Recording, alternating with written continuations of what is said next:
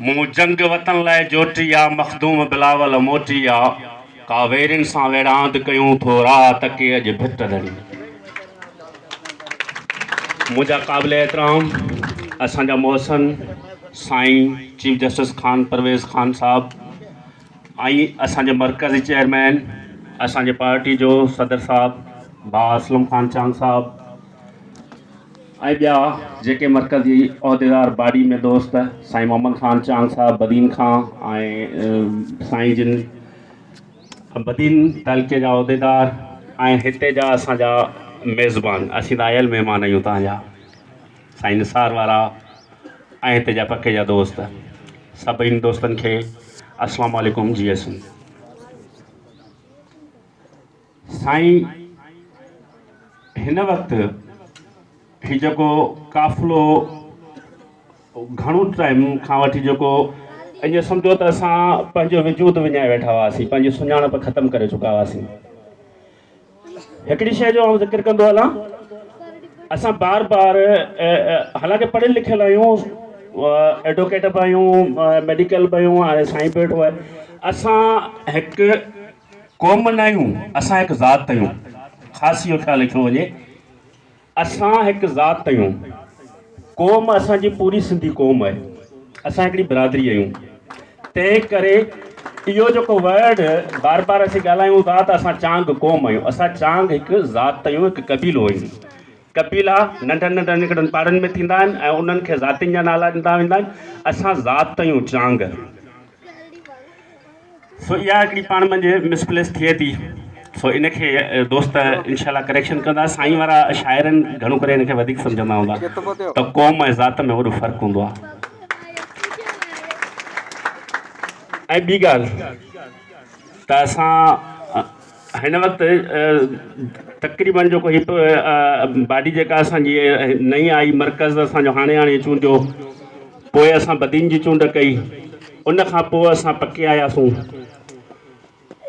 पके में जंहिं हिसाब सां जेतिरी महिनत कई वई आहे उन हिसाब सां जेतिरे हद ताईं सोशल मीडिया ते जेका असां ॾिठी पए उन हिसाब सां निसार साईं असांखे उहा मोट नाहे मिली। के वजूहातूं हूंदियूं, उहे दोस्त पंहिंजा इज़हार ख़्यालु रखंदा, के राति खां वठी बेस हलिया पे। मुंहिंजे सम्झ में हीअ ज़िले जी चूंड न आहे, हीअ तहलके या यूनिट जी चूंड लॻे पई। छो ज़िलो त पूरो ज़िलो हूंदो, ज़िले जी आहे, तालके जी आहे, तालके जी आहे, ज़िले जी न आहे। हीअ तहलके जी चूंड आहे। हा, थी सघे थो मूंखां मिस थी वियो हुजे। हीअ असां वटि असांजे तहलके जी चूंड आहे। आउं चाहियां थो त उहे दोस्त अचनि जेके पंहिंजे अहदनि सां निभाए सघनि। जेकॾहिं माण्हू पंहिंजे अहदे सां वफ़ा नथो करे त पोइ अहदो खणणु बेकार आहे। उन खां पोइ सही आहे, साईं अली मोहम्मद वांगुरु माण्हू एज़ ए वर्कर थी कमु करे त उहो तमामु बहितरु रहंदो ऐं वर्कर ई कमु कंदो आहे।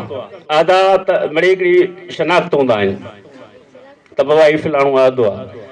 माण्हू वर्कर हुजे, वर्कर थी कमु करे, तंज़ीमूं वर्करनि ते हलंदियूं आहिनि। सो आउं छा ॻाल्हायां, मूंखां वधीक दोस्त वेठा आहिनि, सीनियर वेठा आहिनि, उहे ई सभु कुझु आहिनि। साईं ख़ान साहब वारा आहिनि, बा असलम आहे। सो असीं चाहियूं था त हिते जेको दोस्त अचनि पंहिंजे बिरादर सां सचा हुजनि। असांजे बिरादर में अनेक मसइला आहिनि, असीं मसइलनि जो गढ़ आहियूं। असांजे बिरादर खां हटी करे असीं जेकॾहिं सिंध जो इशू त ॾिसूं त सिंध बि तक़रीबन सॼी मकमल तौर ते सॼी मसइला बणी पई आहे। हे हिकिड़ो असांजो मैशल माना ईअं सम्झो हिकिड़ो चमकंदड़ सितारो आहे